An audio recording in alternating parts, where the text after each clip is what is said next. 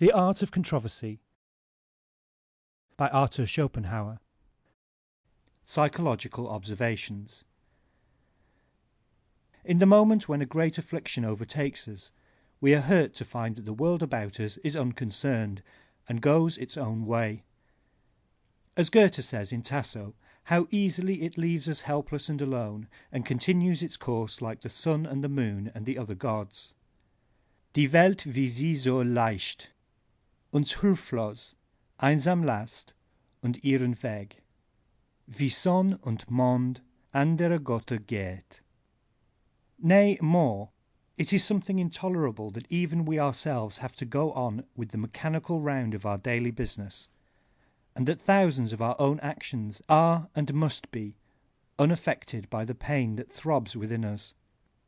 And so, to restore the harmony between our outward doings and our inward feelings, we storm and shout and tear our hair and stamp with pain or rage. Our temperament is so despotic that we are not satisfied unless we draw everything into our own life and force all the world to sympathize with us.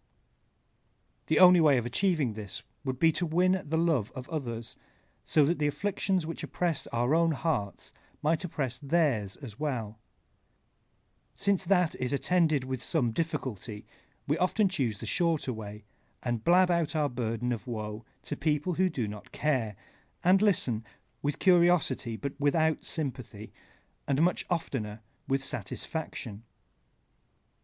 Speech and the communication of thought, which in their mutual relations are always attended by a slight impulse on the part of the will, are almost a physical necessity. Sometimes, however, the lower animals entertain me much more than the average man, for in the first place, what can such a man say? It is only conceptions, that is, the driest of ideas, that can be communicated by means of words. And what sort of conceptions has the average man to communicate, if he does not merely tell a story or give a report, neither of which makes conversation? The greatest charm of conversation is the mimetic part of it, the character that is manifested, be it never so little. Take the best of men.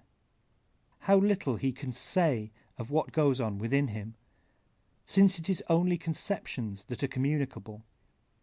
And yet a conversation with a clever man is one of the greatest of pleasures. It is not only that ordinary men have little to say, but what intellect they have puts them in the way of concealing and distorting it, and it is the necessity of practising this concealment that gives them such a pitiable character, so that what they exhibit is not even the little that they have, but a mask and disguise. The lower animals, which have no reason, can conceal nothing.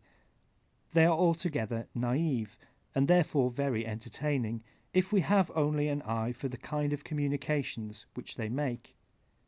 They speak not with words, but with shape and structure, and manner of life, and the things that they set about.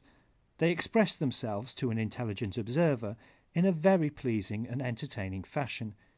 It is a varied life that is presented to him, and one that, in its manifestation, is very different from his own.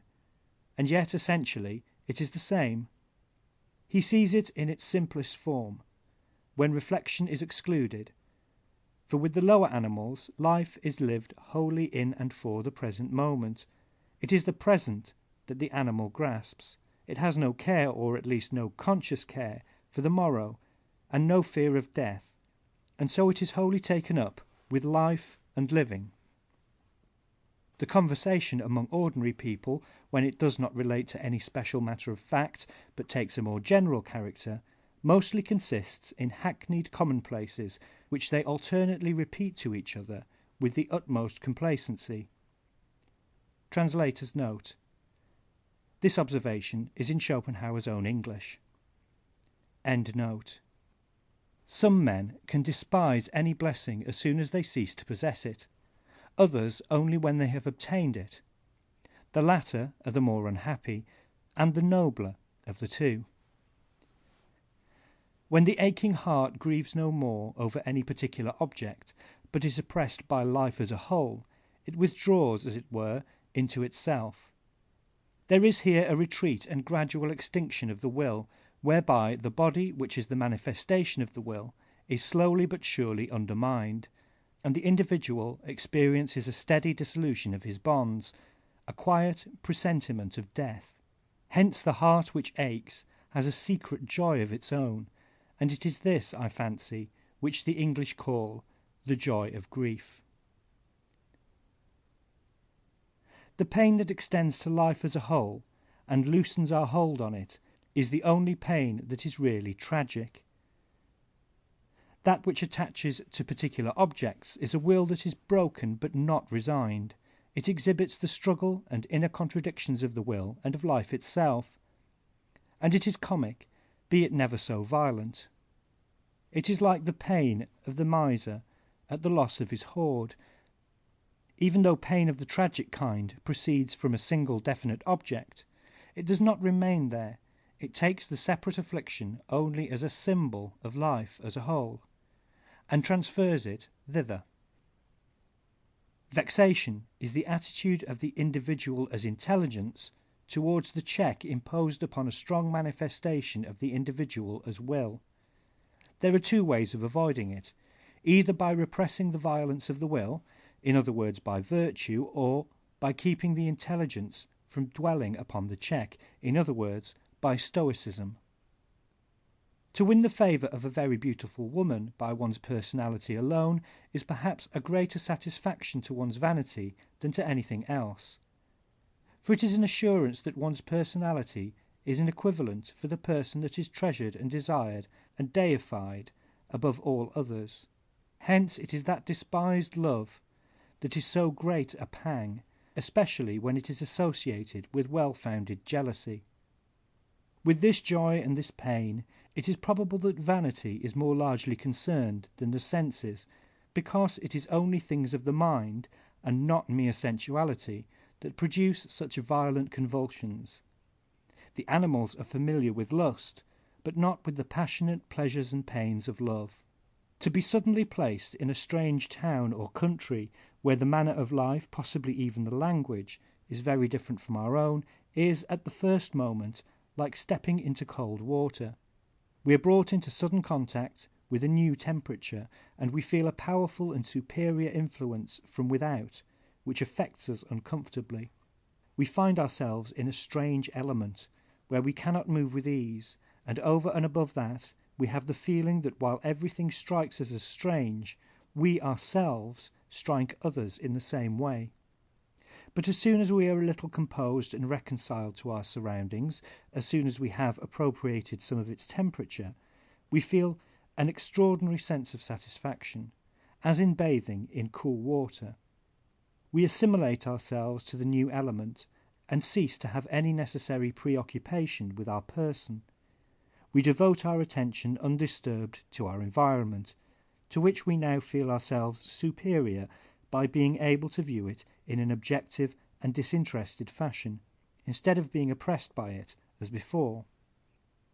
When we are on a journey and all kinds of remarkable objects press themselves on our attention, the intellectual food which we receive is often so large in amount that we have no time for digestion, and we regret that the impressions which succeed one another so quickly leave no permanent trace. But at bottom it is the same with travelling as with reading. How often do we complain that we cannot remember 1/1000th of what we read? In both cases, however, we may console ourselves with the reflection that the things we see and read make an impression on the mind before they are forgotten, and so contribute to its formation and nurture, while that which we only remember does no more than stuff it and puff it out, filling up its hollows with matter that will always be strange to it, and leaving it, in itself, a blank. It is the very many and varied forms in which human life is presented to us on our travels that makes them entertaining, but we never see more than its outside, such as is everywhere open to public view and accessible to strangers. On the other hand, human life is on its inside, the heart and centre, where it lives and moves and shows its character, and in particular that part of the inner side which could be seen at home amongst our relatives is not seen. We have exchanged it for the outer side. That is why on our travels we see the world like a painted landscape, with a very wide horizon but no foreground, and why, in time, we get tired of it. One man is more concerned with the impression which he makes upon the rest of mankind, another with the impression which the rest of mankind makes upon him. The disposition of the one is subjective, of the other objective. The one is, in the whole of his existence, more in the nature of an idea which is merely presented, the other more of the being who presents it. A woman, with certain exceptions which need not be mentioned, will not take the first step with a man, for in spite of all the beauty she may have, she risks a refusal. A man may be ill in mind or body, or busy or gloomy, and so not care for advances, and a refusal would be a blow to her vanity. But as soon as he takes the first step and helps her over this danger, he stands on a footing of equality with her, and will generally find her quite tractable. The praise with which many men speak of their wives is really given to their own judgment in selecting them. This arises, perhaps, from a feeling of the truth of the saying that a man shows what he is by the way in which he dies, and by the choice of his wife. If education or warning were of any avail, how could Seneca's pupil be a Nero? The Pythagorean principle that like is known only by like is in many respects a true one. Footnote: see Porphyry, De Vita Pythagorae. End footnote. It explains how it is that every man understands his fellow only in so far as he resembles him, or at least is of a similar character. What one man is quite sure of perceiving in another is that which is common to all, namely the vulgar, petty, or mean elements of our nature.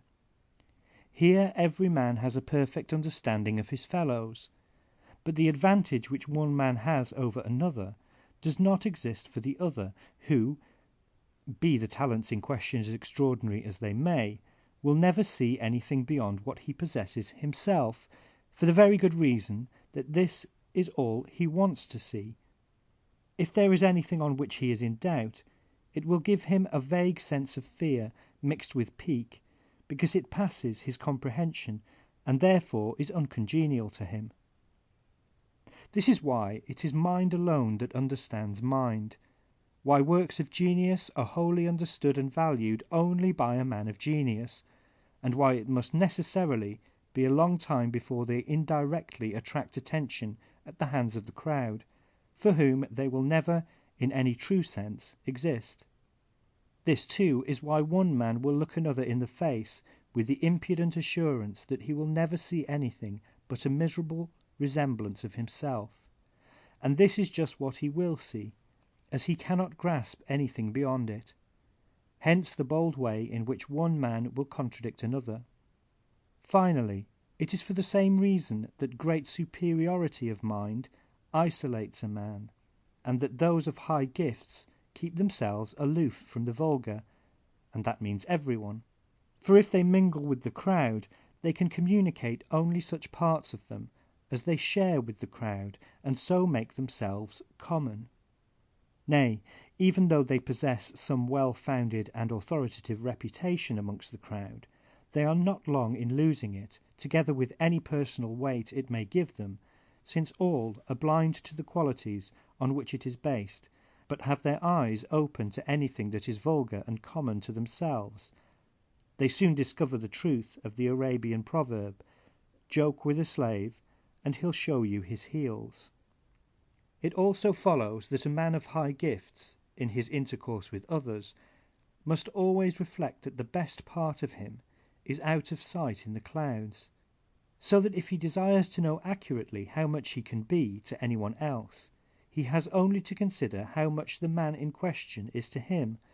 This, as a rule, is precious little, and therefore he is uncongenial to the other as the other to him. Goethe says somewhere that man is not without a vein of veneration. To satisfy this impulse to venerate, even in those who have no sense for what is really worthy, substitutes are provided in the shape of princes and princely families, nobles, titles, orders, and money bags. Vague longing and boredom are close akin. When a man is dead, we envy him no more, and we only half envy him when he is old. Misanthropy and love of solitude are convertible ideas. In chess, the object of the game, namely to checkmate one's opponent, is of arbitrary adoption. Of the possible means of attaining it, there is a great number, and according as we make a prudent use of them, we arrive at our goal. We enter on the game of our own choice. Nor is it otherwise with human life, only that here the entrance is not of our choosing, but is forced upon us, and the object, which is to live and exist, seems indeed at times as though it were of arbitrary adoption, and that we could, if necessary, relinquish it. Nevertheless, it is, in the strict sense of the word, a natural object, that is to say, we cannot relinquish it without giving up existence itself. If we regard our existence as the work of some arbitrary power outside us, we must indeed admire the cunning by which that creative mind has succeeded in making us place so much value on an object which is only momentary and must of necessity be laid aside very soon, and which we see moreover on reflection to be altogether vanity, in making, I say, this object so dear to us that we eagerly exert all our strength in working at it, although we know that as soon as the game is over, the object will exist for us no longer, and that, on the whole, we cannot say what it is that makes it so attractive. Nay, it seems to be an object as arbitrarily adopted as that of checkmating our opponent's king, and nevertheless we are always intent on the means of attaining it, and think and brood over nothing else. It is clear that the reason of it is that our intellect is only capable of looking outside, and has no power at all of looking within, and since this is so, we have come to the conclusion that we must make the best of it. End of section 8.